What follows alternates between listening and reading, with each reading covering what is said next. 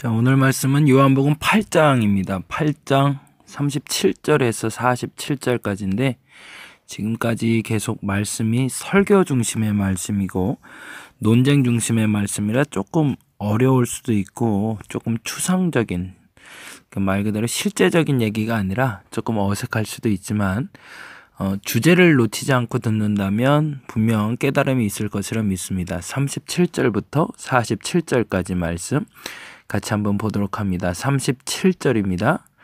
나도 너희가 아브라함의 자손인 줄 아노라.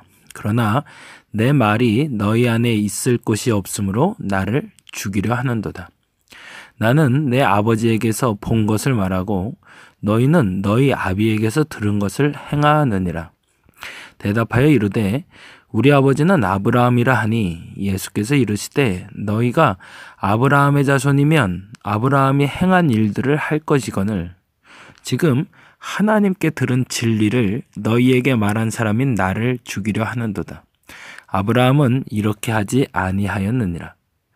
너희는 너희 아비가 행한 일들을 하는도다.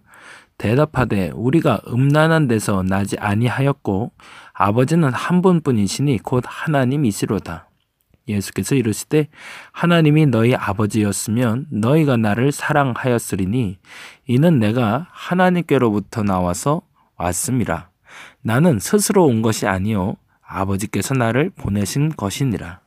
어찌하여 내 말을 깨닫지 못하느냐? 이는 내 말을 들을 줄 알지 못함이로다. 너희는 너희 아비 마귀에게서 났으니 너희 아비의 욕심대로 너희도 행하고자 하느니라. 그는 처음부터 살인한 자요 진리가 그 속에 없으므로 진리에 서지 못하고 거짓을 말할 때마다 제 것으로 말하나니 이는 그가 거짓말쟁이요 거짓의 아비가 되었음이라. 내가 진리를 말함으로 너희가 나를 믿지 아니하는도다. 너희 중에 누가 나를 죄로 책잡겠느냐? 내가 진리를 말하는데도 어찌하여 나를 믿지 아니하느냐? 하나님께 속한 자는 하나님의 말씀을 듣나니 너희가 듣지 아니함은 하나님께 속하지 아니하였음이로라. 아멘. 이 말씀은 앞선 본문에서 먼저 점검을 하고 가셔야 되는 게 있는데 그게 바로 29절이고요. 그리고 또 하나는 요한복음의 전체의 주제입니다. 먼저 8장 29절 말씀 먼저 보고 요한복음의 전체 주제를 같이 볼게요. 8장 29절에 보면 이렇게 돼 있잖아요. 나를 보내신 이가 나와 함께 하시도다. 나는 항상 그가 기뻐하시는 일을 행함으로 나를 혼자 두지 아니하셨느니라. 이 말은 사실은 유대인들, 지금 성전에 모여있는 유대인들에게 하신 말씀이기도 했지만 사실은 예수 그리스도의 육적인 몸을 입은 상태에서 그가 고백하시는 신앙 고백이라는 걸 우리는 일단 점검해야 돼요. 그 말인즉슨 하나님이 기뻐하시는 일을 하는 사람은 항상 하나님과 함께하는 사람이고 그 사람은 하나님이 결코 홀로 두지 아니하신다. 이 얘기를 그제 동안 했지만 이 말을 다르게 이렇게 표현할 수도 있는 거죠. 하나님이 기뻐하시는 일을 하지 않는 사람들은 하나님이 항상 함께하지 않는 사람이고 그를 버려두신다는 거죠. 이렇게까지 해석할 수 있다면 오늘 본문이 좀 익숙하게 올 수 있습니다. 다시요. 29절에 보니 나를 보내신 이가 나와 함께 하시도다. 나는 항상 그가 기뻐하시는 일을 행함으로 나를 혼자 두지 아니하셨느니라. 이 말은 두 가지로 해석이 된다는 거예요. 첫째는 내가 하나님이 기뻐하시는 일을 하고 있다면 나는 언제나 하나님과 동행할 수 있다. 반면에 내가 하나님이 기뻐하는 일을 하지 않는다면 나는 하나님과 동행할 수 없다. 그래서 결론은 하나님이 기뻐하는 일을 하는 사람은 하나님과 동행하며 언제나 변함없이 하나님과 함께 할 수 있지만 만일에 하나님이 기뻐하지 않는 일을 한다면 하나님은 나와 동행하지 아니하고 나를 버려두신다. 사실은 이 얘기를 가지고 오늘 이야기를 풀어가고 계시는 겁니다. 그래서 진리 얘기를 어저께 한 후에 예수께서는 37절에 다음과 같이 이야기하셨던 거죠. 나도 너희가 아브라함의 자손인 줄은 아노라. 그러나 내 말이 너희 안에 있을 것이 없으므로. 이 말에 줄을 좀 쳐놓으시면 좋을 것 같아요. 예수님은 얼마나 안타까운 마음이 담아있나 몰라요. 내 말이 너희 안에 있을 것이 없대요. 여러분은 이 말씀을 들으면서 어떤 마음이 드시나요? 여러분, 하나님이 기뻐하는 일을 오늘도 하셨나요? 아니, 어제도 하셨나요? 오늘은 할 마음이 있으신가요? 그렇다면 하나님이 거할 곳이 있는 사람입니다.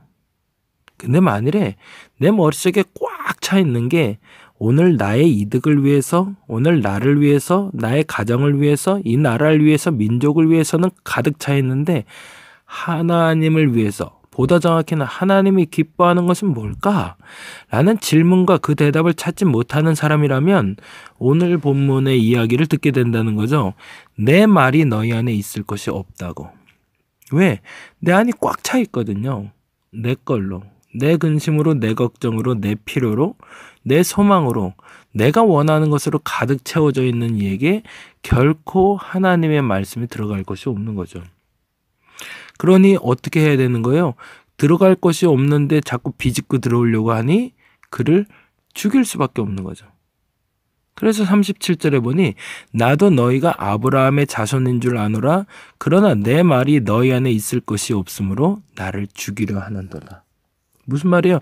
그 말씀이 들어오면 내가 필요한 것이 거할 곳이 없어지니 그 부족한 공간을 예수께 내어주기보다 오히려 내 걸로 가득 채우는 게 이득이라고 착각하고 있는 거죠.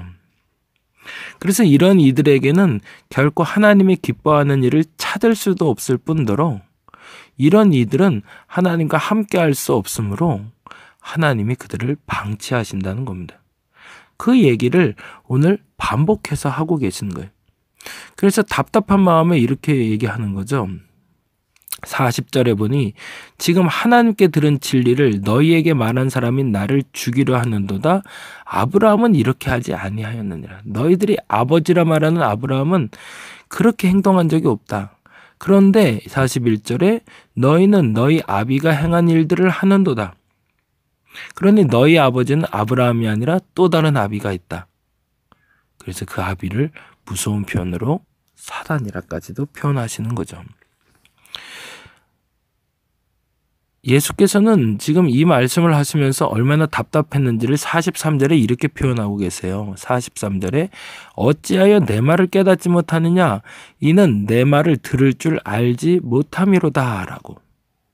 그리고 아까 말씀드린 대로 44절에 너희는 너희 아비 마귀에게서 났다라고 결론을 내리고 계시죠. 자, 이쯤에서 다시 한번 점검을 해봅니다. 왜 내 마음속에 하나님의 마음이 거할 곳이 없을까?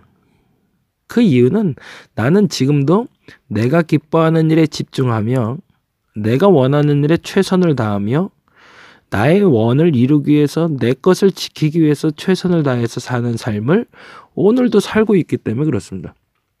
그래서 내 안에 하나님이 기뻐하는 일을 행할 수 있는 마음이 조금도 없으니 내 말이 너희 안에 있을 것이 없다라는 예수님의 표현이 딱 맞는 사람으로 살아가는 거죠.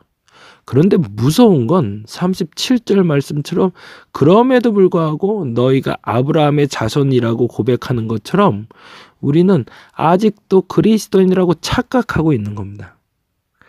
내 마음 한 토시도 하나님을 위해서 일할 마음이 없으면서 내 행동 하나도 하나님이 기뻐하는 일을 위해서 행동할 마음이 없으면서도 불구하고 나는 그리스도인이라고 말하고 다니는 겁니다. 그런데 세상 어떤 사람들이 그리스도인을 보고 박수 쳐줄까요? 세상 어떤 사람들이 그리스도인을 보고 책망하지 않을 사람이 있겠냐는 겁니다. 왜? 저는 하나님이 기뻐하는 일을 하는 것이 아니라 자기의 이득을 위해서 사는 사람이라는 걸 누구보다도 세상 사람들이 알고 있으니까. 그러면 세상 사람들이 봐도 그는 하나님께 속한 사람이 아니라 마귀께 속한 사람이죠. 그런 손가락질을 당하면서도 깨닫지 못하는 것이 문제인데 오히려 그 와중에 자복하고 회개하고 돌아오는 그리스도인이라면 진짜라고 말할 수 있지만 그것을 가리고 오히려 숨기려는 사람들도 있고, 더 무서운 건 그렇게 말하는데도 못 알아듣는 사람들이 있는 것이 가장 큰 문제가 되는 거죠. 37절 말씀을 다시 한번 반복해서 읽어드립니다. 여러분에게 깨달음으로 나갈 수 있기를 바랍니다. 나도 너희가 아브라함의 자손인 줄 아노라. 껍데기는. 그러나 내 말이 너희 안에 있을 것이 없다. 이 무서운 말이 내게 현실이 아니기를 바랍니다. 온라인 예배를 드리면서 여러분은 무엇을 회복하고 계신가요? 여러분이 거룩을 지켜내기 위해서 어떤 수단을 사용하고 계신가요? 저는 다림목교를 개척하고 나서 저에게도, 그리고 우리 성도들에게도, 그리고 이 설교를 듣는 이에게도 지금까지 계속 반복해서 드렸던 말씀이 있습니다. 그것은 거룩한 습관이라는 기둥을 세우는 겁니다. 그리고 반복해서 말씀드렸던 것이 있어요. 하나라도 무너지면 안 된다고. 하나가 무너지면 다 무너지니 네 개를 골고루 균형 맞춰서 세울 필요가 있다고. 그러면서 그 네 가지 기둥을 말씀드렸던 것 중에 하나가 말씀이요, 두 번째는 기도요, 세 번째는 관계를 형성하는 예배와 성도들 간의 교제며, 마지막은 전도라고 말씀을 드렸습니다. 그리고 누누이 부탁을 드리는 것이 나의 개인적인 거룩을 지켜낼 수 있는 유일한 힘은 오직 말씀과 기도밖에 없고, 공동체의 거룩을 지켜나갈 수 있는 힘은 교제와 전도밖에 없다고 말씀을 드렸어요. 그래서 개인의 거룩을 지켜내기 위해서 말씀과 기도가 깨어 있다면 그 경건한 삶이 홀로 있더라도 지켜질 것이지만, 만일에 그 말씀과 기도가 멈춰버리면 홀로 있을 때는 그 어떤 사람도 그리스도인이라고 당당히 말할 만큼 자신을 지켜낼 힘을 무너져 버린다고 말씀드렸고요.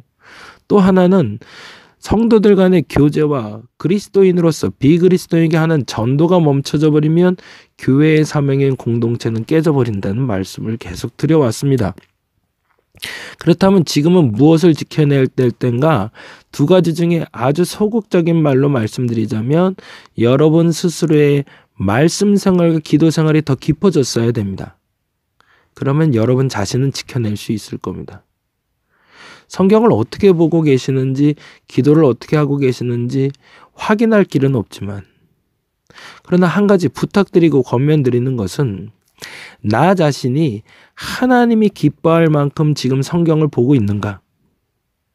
나 자신이 하나님이 기뻐하는 기도를 하고 있는가를 보고 있다면, 제가 장담하며 여러분께 자신 있게 말할 수 있는 것은 하나님이 기뻐하는 일을 하고 계실 겁니다.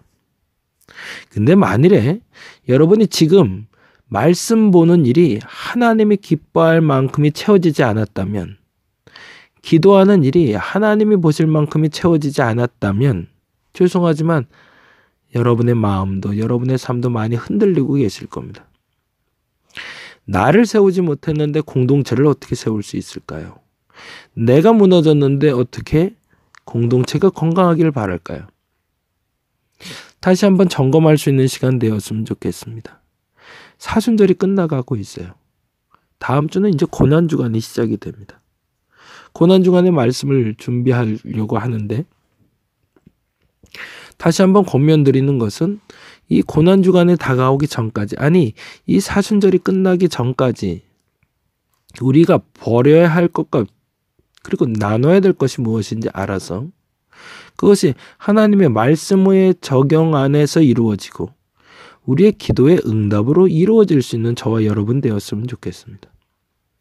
그리고 이 온라인 예배가 진행되고 있음에도 불구하고 우리 안에 거룩한 교제와 거룩한 전도의 습관은 과연 어떤 방향으로 흘러가야 될지를 점검하고 깨닫는 시간 되었으면 좋겠습니다. 어찌 보면 이번 코로나19의 사태는 우리에게 개인 경건 생활로 스스로의 거룩을 지켜낼 수 있는가라는 하나님의 아주 중요한 질문에 대한 답을 찾는 것이기 때문에 그렇습니다. 제가 이번에 깨달은 것 중에 하나는 그거였습니다. 우리는 스스로 우리의 거룩을 지켜내지 못해서 예배도 방치시켰고 우리의 삶도 무너졌다고 얘기하고 있지만 실질적으로 우리가 무너져 내린다는 이 순간에 자연은 회복하고 있다라는 겁니다. 인생들은 코로나 바이러스 때문에 결국에는 스스로의 공동체와 스스로 개인의 모든 삶이 무너졌다고 얘기하는 순간에 자연은 스스로를 회복하는 시간으로 맞이하고 있다는 거죠. 같은 피조물인데 같은 고통 가운데 있는데 같은 상황을 만나고 있는데 자연은 회복하고 있는데 인간은 도태되고 있다면 참된 창조물 중에 가장 귀한 창조물이라는 인간들만 하나님의 영역 안에 그 시간을 벗어난 삶을 살아가고 있는 거라는 안타까운 고백을 우리는 할 수밖에 없는 거죠. 코로나19의 모든 과정이 맞춰졌을 때 여러분의 개인 영성이 더 거룩해지기를 간절히 바랍니다. 여러분의 개인 영성이 더 깊어지기를 바랍니다. 왜? 사람 만날 일이 없었잖아요. 죄질 일이 적어지지 않으셨나요? 더 시간은 솔직히 많아지시지 않았나요? 평소 때보다. 근데 그 많고 많은 시간을 나는 무엇을 위해서 사용하고 있었는가? 앞서 말씀드린 대로 그 모든 시간들을 하나님이 기뻐하는 일을 위해서 사용했다면 하나님이 여러분과 함께 하셨을 겁니다. 그리고 지금도 함께 하실 겁니다. 결코 홀로 두지 아니하셨을 겁니다. 근데 만일에 그 겉껍데기는 그리스도인이었지만 내 말이 너희 안에 있을 것이 없다라는 그 말씀처럼 내 안에 바늘구멍 하나도 하나님의 말씀이 들어갈 구멍이 하나님의 시간을 내드릴 수 있는 그 기도 시간이 없었다면 우리는 예수를 죽이려 하는 사람일 겁니다. 십자가 앞에 나아가는 고난주간을 준비합니다. 이 고난주간에 앞서 다시 한번 점검해 봅니다. 나의 오늘은 누가 봐서가 아니라 누가 봐줘서가 아니라 정말 그리스도인답게 거룩을 지켜내고 있는가? 만일 내가 그렇지 않다면 회개의 시간을, 그래 왔다면 감사의 시간을, 이 많은 시간을 벌써 2달여가 지나가고 있는 이 시간을 얼마나 값지게 썼는지, 얼마나 귀하게 썼는지, 얼마나 감사하며 보냈는지, 얼마나 거룩하게 보냈는지, 조금 더 구체적인 표현으로는 얼마나 하나님이 기뻐할 만한 일을 하고 살았는지 점검하고 깨닫는 오늘 한날 되시기를 간절히 바랍니다. 기도하겠습니다. 나도 너희가 아브라함의 자손인 줄 아노라. 그러나 내 말이 너희 안에 있을 곳이 없으므로 나를 죽이려 하는도다. 이 말이 우리에게 가슴 찔림으로 올 수 있는 사람이면 좋겠습니다. 이 말이 나를 변화시키는 메시지이기를 간절히 바랍니다. 내 말이 너희 안에 거할 것이 없다. 내가 만일 그러한 삶을 지금까지 살아왔다면 주여 용서하여 주옵소서. 하나님의 말씀이 거할 곳이 넘치는 자가 내가 되게 하여 주시옵소서. 이제 사순절을 정리하는 고난주간을 준비합니다. 이 고난주간에 앞서 우리의 마음을 다시 한번 점검하게 하여 주옵시고 참된 부활을 준비하는 우리에게 그 거룩을 회복하는 고귀한 시간이 되게 하여 주시옵소서. 감사합니다. 고마우신 예수님 이름으로 기도드렸습니다.